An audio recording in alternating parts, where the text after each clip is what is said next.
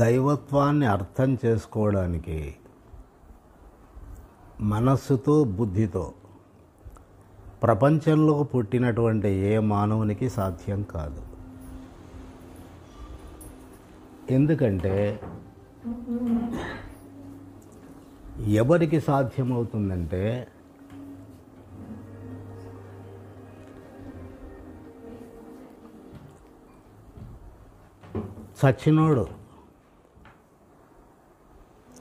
చచ్చినోనికి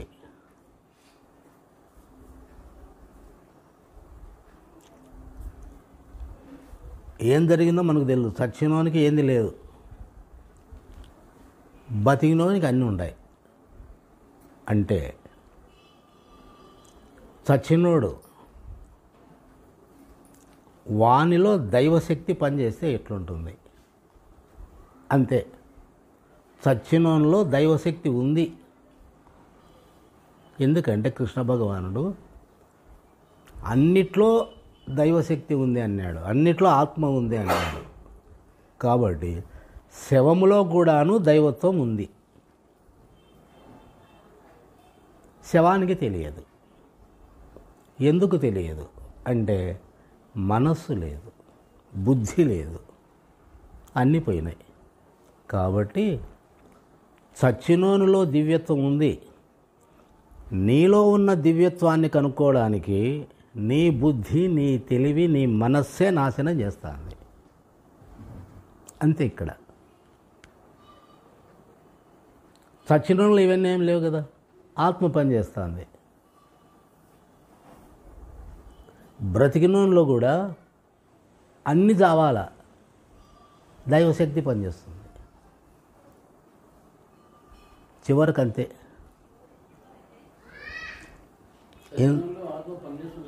ఖచ్చితంగా చేస్తుంది.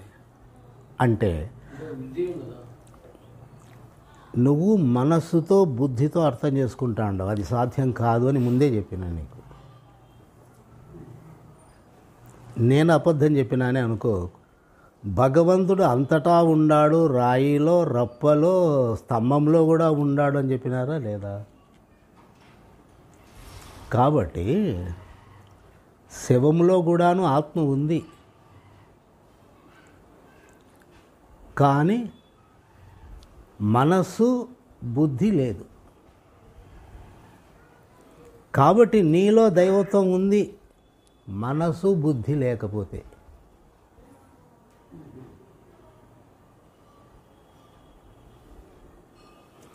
మనస్సు ఉంది అంటే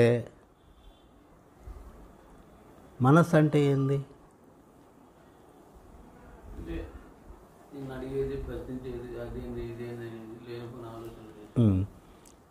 ఇప్పుడు దానికి నిజం అనేది తెలుసునా? తెలియదు. కాబట్టి ఎల్లప్పుడూ ఎన్ని జన్మలు ఎత్తినా అది ప్రశ్నలు వేస్తానే ఉంటుంది. ఎందుకంటే దానికి సమాధానం తెలీదు. ఎందుకు తెలియదంటే ఇది డబ్బు పెట్టుకుండే మనీ పర్సంట, రూపం ఉంది, చెప్పినది విన్నావు, అర్థం చేసుకున్నావు. కాబట్టి పర్సంట్ ఏమి నిన్ను అడిగితే ఇది నీకు మనసులో కనిపిస్తుంది, బుద్ధి పనిచేస్తుంది, ఈ రకంగా ఉంది అని నిర్ణయం చేస్తావు. ఇప్పుడు పరమాత్మ దేవుడు అన్నాం, ఎట్లా తెలుస్తుంది నీకు? రూపమా లేకపోయా? రూపం ఉంటేనే బుద్ధి పనిచేస్తుంది, అర్థం చేసుకుంటుంది. రూపమా లేదు. బుద్ధి అన్యామే, కానీ దేన్ని అన్నాము అది కనపరాలే. మనస్సు అన్నాము, దేన్ని మనస్సు అన్నాము? బుద్ధి అన్నా మనకు తెలియదు, మనస్సు అన్నా మనకు తెలియదు. తెలియబడలే. కాబట్టి మనమేమంటాం, నా మనసు బాగలేదు, మనస్సు ఉండాది, ఎట్లుండాది అనేది తెలియదు. నా మనస్సు బాగలేదు అంటే నా మనస్సు బాగలేదన్నప్పుడు ఏం జరుగుతుందంటే అక్కడ నేను ఉన్నాను కాబట్టి నా మనస్సు అంటాను. నేనే లేకపోతే నా మనస్సు అని ఎట్లంట? లేదు. నా మనస్సు అన్నప్పుడు నీ మనస్సు ఎట్లయింది? అది నీ రూపాన్ని బట్టి నువ్వు ఉన్నావు అనేటువంటి దానికి నీకు తెలిసింది కాబట్టి ఈ శరీరమే నేను అనుకున్నావు కాబట్టి నా మనస్సు బాగలేదంటాడు. అంటే శరీర భావన వచ్చా, మనసు రూపం తెలియకపోయా అంతే నీకు. కానీ అదేముంది, బుద్ధి కూడా ఉంది, పనిచేస్తుంది. దానికి ఎన్నో చెప్పినారు ఉదాహరణలు. బుద్ధి అంటే మంచి చెడు నిర్ణయించేది, తెలుసుకునేది బుద్ధి అన్నారు. దానికి నిర్వచనాలు ఎన్నైనా చెప్పవచ్చు. ఇంకా మనసు అంటే ఏమి అంటే, ఇప్పుడు సూర్యుడు ఒక ఆలోచన, చంద్రుడు అది ఒక ఆలోచన, నక్షత్రాలు అది ఒక ఆలోచన, భూమి అది ఒక ఆలోచన, ఆకాశము అది ఒక ఆలోచన, నీరు అది ఒక ఆలోచన. ఆలోచన ఆలోచన ఆలోచన, ఇవన్నీ ఆలోచనలన్నీ కలిపితే మనస్సు అన్నారు. అంటే రూపము నామము ఆకారము ఉంది కాబట్టి ఇది మనస్సు అన్నారు. గాఢంగా నిద్రపోయినప్పుడు రూపం లేదు, నామం లేదు, ఏమి లేదు కాబట్టి మనస్సు లేదు అన్నారు. మనస్సు ఉంది అనేది తెలుస్తూ ఉంది, మనస్సు లేదని తెలుస్తూ ఉంది, కానీ మనస్సు అంటే ఏమిటనే తెలియదు.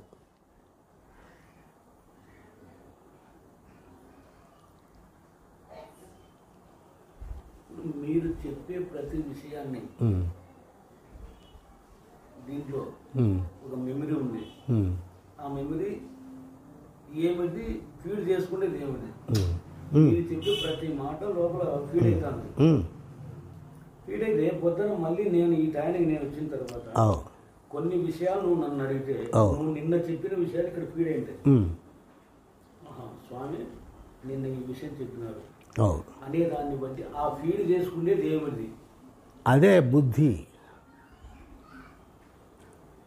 బుద్ధి అంటారు దాన్ని. కానీ నువ్వు చూడలే, నేను చూడలే. నిజం తెలుస్తుంది ఇక్కడ. ఏదైతే వింటున్నావో, ఏదైతే మనసు గుర్తు పెట్టుకుంటాండవో, ఏదైతే జ్ఞప్తికి తెచ్చుకుంటాండవో ఈ గుణము బుద్ధికి ఉంది అన్నారు. వాడు చూడలే, నువ్వు చూడలే, నేను చూడలే. దాని లక్షణం ఇట్లుంటుంది అన్నారు. కాబట్టి నీ చిన్నతనంలో ఏదో 5 సంవత్సరాల 6 సంవత్సరాల వయస్సులో నువ్వు ఎక్కడ ఎవరితో ఆడుకున్నావు, ఎక్కడ చదువుకున్నావు అని ఒక్కసారి అట్లా చూస్తే వెంటనే నీకు తెలుస్తుంది. అన్ని సంవత్సరాల కిందటి విషయం కూడాను ఇప్పుడు మనకు తెలుస్తోంది అంటే అది లోపల ఉంది. ఎక్కడుంది?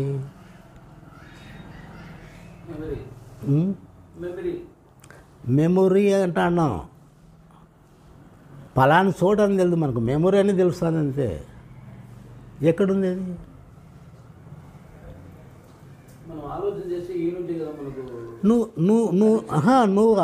చేస్తే ఈడుంది, నేను ఆలోచన చేస్తే నా కడుపులో ఉంది, పొట్టలో ఉంది అంట. ఈయనేముందని ఎట్లా చెప్తావు? ఏది నువ్వు చూసినావా? కాబట్టి మనస్సు ఎక్కడ ఉంది అని అనుకుంటే అక్కడ ఉంటుంది అది. కానీ దానికి స్థలం లేదు. కాబట్టి ఎప్పుడు అది తెగుతుంది అంటే మనస్సు మూలం తెలుసుకున్నప్పుడు తెలిసిపోతుంది. అంతవరకు తెలియదు. ఎవరి బుద్ధి ఉన్నట్టు వాళ్ళు చెప్తారనమాట. సహస్రాలలో పుట్టిందనో, భూమధ్యంలో పుట్టిందనో, వెనకల పుడుతుందనో. ఎందుకంటే వెనకల మెడులా అబ్లాంగేట చిన్న మెదడు ఉంటుంది, ఆ మెదడులోంచి వస్తుంది అని అది సైంటిస్ట్ చెప్పేటువంటిది. అది సైంటిస్టులు భౌతికంగా చెప్తా ఉండరు. కానీ బుద్ధి అనేటువంటిది అది మనం ఏమంటున్నాము? మెదడు. మెదడు. బుద్ధి అంటే మెదడులో ఏ మార్పు జరుగుతూ ఉందో ఆ మార్పును బుద్ధి అన్నారు. కానీ బుద్ధి అనేది నీకు తెలియదు, చూడలేదు నువ్వు. బుద్ధి అనేదాన్ని నువ్వు చూడలే, మెదడును చూసినావు. ఎందుకంటే తలకాయల పైపులో మెదడు బయటకు వచ్చిందని అంటాను.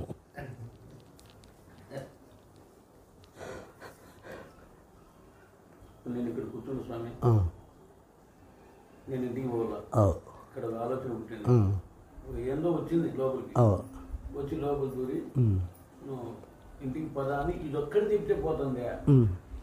బుద్ధి మనస్సు రెండు ఏకమైనప్పుడే ఇది లేచిపోతావే. ఒక్క మనసు చెప్తే నేను లేచిపోతావే. బుద్ధి మనస్సు రెండు ఏకమైనప్పుడు ఇది లేచి పోవాలని నిర్ణయం తీసుకుంటారే. నీకు రెండు కనపడతాయా, ఒకటి కనపడుతుందా? బుద్ధి మనస్సు రెండు కనపడతాయా నీకు? రెండు ఉన్నాయి. ఇది ఇక్కడ మనస్సు, ఇక్కడ ఎవరు నువ్వు అంటాండవు, నువ్వు అంటాండవు రెండు ఉన్నాయా అని అడుగుతాండ. కొన్ని విషయాలు నేను చదివినా, కొన్ని అంటే చదివినా కాబట్టి కాదు, ఉండేది ఒక్కటే మనస్సే. నిశ్చయం చేసినప్పుడు అది బుద్ధి అవుతుంది. అదే బుద్ధి, అదే మనస్సు. మనస్సే ఉండేది ఒక్కటే. అంటే గట్టి సంకల్పం చేసినప్పుడు లేచిపోతుంది. ఇది మనస్సు పనిచేస్తుంది. ఏదైనా గుర్తు తెచ్చుకున్నప్పుడు, అవగాహన అర్థమైందన్నప్పుడు, జరిగిపోయిన దాన్ని నీవు తెలుసుకున్నప్పుడు, ఆలోచన చేసినప్పుడు దాన్ని బుద్ధి అన్నారు. అంతేకాని బుద్ధి అనేది మాత్రం నీకు తెలియదు, ఎక్కడుందో ఏందో కూడా తెలియదు. నిశ్చయం చేసినప్పుడు అది బుద్ధి అవుతుంది. నిశ్చయం చేస్తే బుద్ధి. నేను కూడా అదే అంటాను. ఇది బుద్ధి మనస్సు ఏకమైనప్పుడే ఇది కాదు, ఉండేది ఒకటే, మనసు ఒక్కటే. అది నిశ్చయం చేసినప్పుడు బుద్ధి అన్నారు దాన్ని. ఇప్పుడు మనస్సే ఉండేది నీకు. నేను ఇంటికి పోవాలని అనిపించింది, అక్కడ ఇంటికి పోదామనేది ఇంకొకటి, పనిచేస్తా అనేది ఇంకొకటి, ఉండేది ఒకటే. మనస్సు అనేటువంటిది ఇంటికి పోదాము అని అనిపించింది. అప్పుడు ఏమవుతుందంటే శరీరం నువ్వు కాబట్టి ఇంటికి పోదాము అనేది మనస్సు అంటుంది, పోయేది శరీరం పోతుంది. అంటే అక్కడ శరీరము మనస్సు రెండు ఒకటిగా వ్యవహారం చేస్తున్నాయి.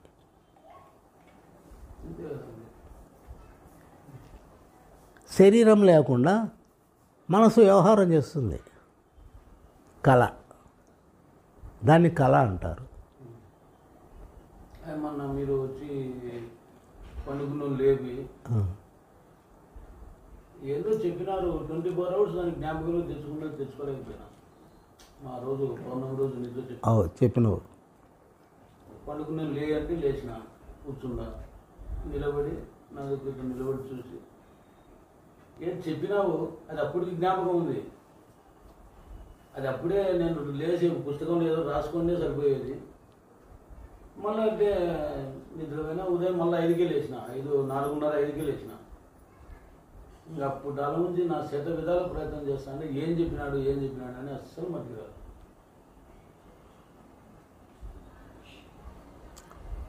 విన్నోనికి మనస్సు ఉంది, చెప్పినోనికి మనస్సు లేదు.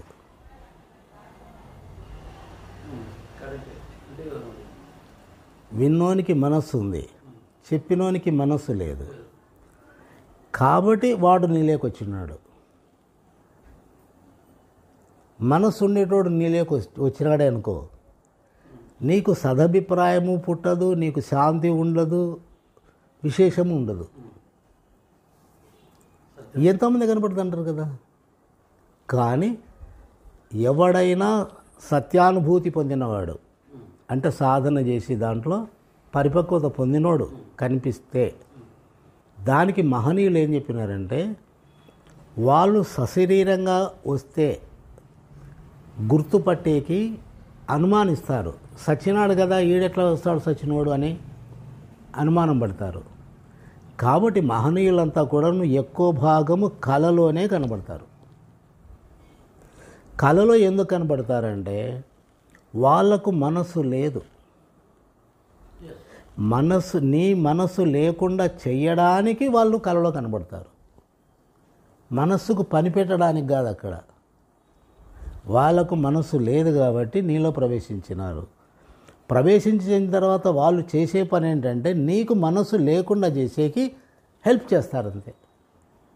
అదే సమాధానం చెప్పినాను మొన్న అడిగితే. అయినా చాలా తేజస్సు వచ్చినావు. అవన్నీ ఇది మనసున్నోనికి నిజం. గాఢంగా నిద్రపోయినోనికి ఏం తెలియదు. కాబట్టి ఇది నిజం అనిపిస్తుంది. ఒకటి ఉందయ్యా, నేను అరుణాచలం నుంచి వచ్చిన చింతలరాయన గుడిలో కూర్చొని నా స్థితిలో నేనున్నా. రమణ మహర్షి నేరుగా నడుచుకుంటూ వస్తున్నాడు. కర్ర పట్టుకున్నాడు, నడుచుకుంటూ వస్తున్నాడు. నేను చూస్తానే ఉండా. ఈయనకు శరీరం లేదు, మరి ఎట్లా వస్తా అన్నాడు? నాకు మనసు ఉన్నట్లా, ఆయనకు మనసు ఉన్నట్లా, మరి నా దగ్గరకు వస్తా అన్నాడే. వచ్చినాడు, 2 చెవులు పట్టుకున్నాడు. పట్టుకొని ఇట్లా లాగి తల మీద చేయి పెట్టినాడు. చూస్తాండా రమణ మహర్షి లాగినేది చూస్తాండా, తల మీద చేయి పెట్టినది చూస్తాండా.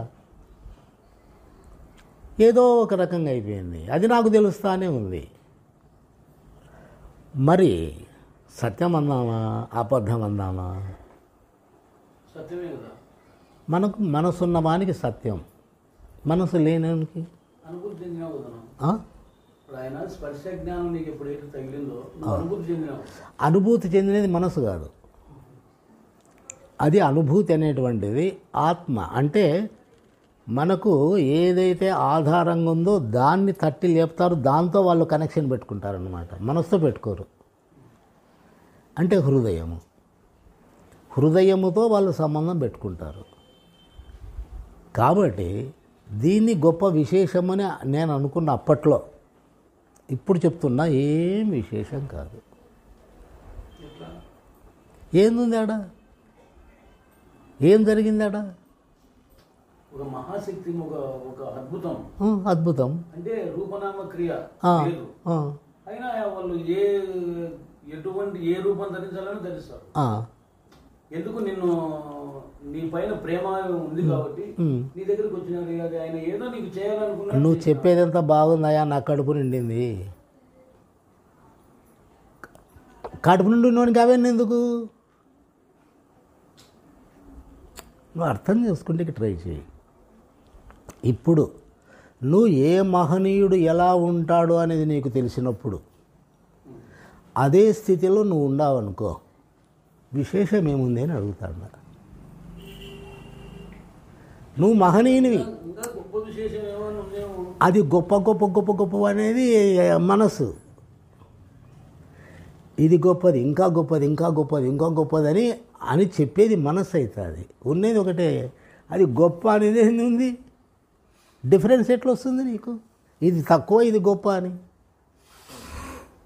రాదు. మీరు చెప్పినది కరెక్టే. ఇద్దరికి ఆ రకంగా ఉన్నప్పుడు ఆయన నీ దగ్గరికి ఎందుకు వచ్చినట్టు? అక్కడ లేదు, ఇక్కడ లేదు, రెండు లేనప్పుడు మరి రెండు ఏకమైతే ఏం జరుగుతుంది? ఏం జరగదు. ఎందుకు వచ్చినాడు? ఏదో అద్భుతం జరుగుతుంది. ఎందుకు వచ్చినాడు అంటే అది కారణం మనకు తెలియదు. ఎందుకంటే ఎందుకు వచ్చినాడు అని నాలో ప్రశ్న పుట్టాలి కదా. నాలో ఎందుకు వచ్చినాడు అనేది ప్రశ్న పుడితే ఫస్టే అన్నారు కదా మీరు. ఏమని? నేను ఇట్లా కూర్చున్నా, ఆయన కట్టె పట్టుకొని వస్తాడు, వచ్చినాడు అంటే నీవు సంకల్పం కలిగినట్టే కదా. నువ్వు మనస్సుతో ఆలోచన చేసినట్టు వస్తాడు అని నేను చెప్పేది. నువ్వు సంకల్పం కలగడం కాదు, అక్కడ కళ్ళు చూస్తాండాయి. చెప్పింది. కళ్ళు చూస్తాడు అంతే. వస్తాడని బుద్ధి చెప్తాంది. అక్కడ ఈ రెండు దానిలతో సంబంధం ఉన్నవానికి విశేషం, లోపల రెండు దానిలతో సంబంధం లేకుండా స్వస్థితిలో ఉన్నవానికి ఏ విశేషాలు లేవు. ఇప్పుడు రమణ మహర్షి నువ్వు కుమారస్వామి అవతారమయ్యా అని చెప్పేసి ఎంతోమంది చెప్పినారు. ఆయన నవ్వినాడు. ఎందుకు నవ్వినాడంటే, నువ్వు ఎంత గొప్పగా మాట్లాడినా రూపము నామాన్ని వాడుతాండవా లేదా? నేను అవును అన్నానంటే నువ్వు దాన్ని పట్టుకొని ఇంకా నువ్వు ఈయన కుమారస్వామి అవతారం చెప్పి డంకా బజాయించి అందరికి చెప్తావు. ఆయన ఎందుకు ఊరుకున్నాడు? రూపము నామం లేనిది నేను, నీవు రూపము నామం నువ్వు ఏర్పాటు చేస్తాండవాడ, కాబట్టి ఏం విశేషం లేదని ఊరుకున్నాడు. నీకు గొప్ప, ఎందుకంటే అంతటా వ్యాప్తమై ఉన్నాను నేను అన్నప్పుడు వాళ్ళకేం గొప్ప ఉందయ్యా. సౌరిస్ అని చలం బిడ్డ ఈశ్వర సాక్షాత్కారం పొందింది అని ఆమె చెప్పింది. నేనేం చేసినానంటే రమణ మహర్షి వాక్యాలు ముఖ్యమైన ఒక కార్డు కొట్టించి నేను పంచుతూ ఉంటాను అన్నమాట. అప్పట్లో భీమిలీకి పోయి ఈ కార్డు గొప్ప విశేషం ఉంది, రమణ మహర్షి చెప్పినవి షూట్ అయినట్టు అని చెప్పేసి దాన్ని ఆమె చేతికి ఇస్తే ఇట్లా చూసి పక్కన పెట్టా. ఊరికే చూసింది అది పక్కన పెట్టింది. ఏమిరా ఇంత గొప్ప విశేషము, రమణ మహర్షి భక్తురాలు వాక్యం ఏంటనేది చదవకుండా పక్కన పెట్టింది అని నేను అనుకున్నప్పుడు కొంచెం ఫీల్ అయినా. మళ్ళీ ఏమనిపించిందంటే, నాకు ఈశ్వరుడు సాక్షాత్కరించినాడు అనేటువంటి మాట ఆమె చెప్పినప్పుడు దీంట్లో ఏం విశేషం ఉంది ఇంకా? కాబట్టి అనుభవము, ఆ స్వానుభవం అనేటువంటిది, దివ్యత్వం అనేటువంటి అనుభవం వచ్చిన వానికి దీనిలలో ఏ విశేషం లేదు అని చెప్తున్నా. ముందు విశేషం ఉంది, అనుగ్రహించినాడు, నీకు సహాయం చేస్తాడు, నీలో ఉండేటువంటి విషయవాసనలు, సంస్కారాలు, వ్యామోహాలు అన్నీ తీసేస్తాడు. ఇదంతా కరెక్టే. మనసున్నోనికి ఇది కరెక్టు, మనసు లేనోనికి ఏంది లేదు. అంటే ఉన్నట్లు అనేది నీకు తెలుస్తుంది, నాకెట్లా తెలుస్తుంది? నాకు ఏ విశేషం లేదని చెప్తాను కదా. మీరు నా దగ్గరకు వచ్చేప్పుడు నా దగ్గర విశేషం ఏం లేదు, మీ దగ్గర లేదు, నా దగ్గర ఉంది. ఏంది? నేను పరిపక్వత లేనివాని కదా. మీకు మీ దగ్గర మనసు లేదు, ఏం లేదు, ఏమి లేనివారు. ఎందుకో నన్ను నా దగ్గరికి వచ్చినారు, నాకేదో సహాయం చేయగలరు. నాకు విశేషమే కదా. నేను ఒక అంతటి మహానుభావుడి నాకు ఏదో వచ్చినా అంటే నాకు ఏదో సహాయం చేయాలని వచ్చినాడు. కాబట్టి నీ దృష్టిలో కరెక్ట్. అదే నీ దృష్టిలో కరెక్ట్. నేను పెద్దన్న దగ్గరికి పోయి పెద్దన్నతో మాట్లాడినా నేను చేసినాననేది నాకు తెలియాలి కదా. నాకు తెలియదే. నాకు తెలియదు. కాబట్టి జర్మనీలో అన్నే అనే ఒక ఆమె ఉంది. ఆమె సీరియస్గా ఉంది, గుండె జబ్బు. డాక్టరు తెల్లవారిన తర్వాత నీకు చెప్తానమ్మా అన్నాడు డాక్టరు. రాత్రి కనపడి ఏదో ఆపరేషన్ చేసేట్టు అయిందంట లోపల, అట్లా వెతికినట్లు. తెల్లవారితే స్టడీ అయిపోయింది. పెద్ద లెటర్ రాసింది నాకు. బ్రహ్మం గారు నా ప్రాణాన్ని రక్షించినారు, మీరు లేకపోతే నేను లేననింది. వాస్తవంగా 100కి 100 రూపాయలు నాకేం తెలియదు, ఏం తెలియదు. కాబట్టి ఇవన్నీ మనస్సు ఉన్న వాళ్ళకు విశేషాలు, గొప్పతనాలు. దానిలో చూసి మనసులు బెండ్ అవుతారు. వాటిని చెప్పకూడదు, వాడుకోకూడదు. ప్యూర్ జ్ఞానం కావాలండి మనిషికి. ఈ విశేషాలు వింతలు ఇవన్నీ చెప్పుకోవడానికి అనుభవానికి గొప్పగా కనపడతాయి. చచ్చినప్పుడు ఇది ఏ ఒక్కటి వెంట రాదు, నిష్ప్రయోజనం. దాంతో మనం చెడిపోతాం.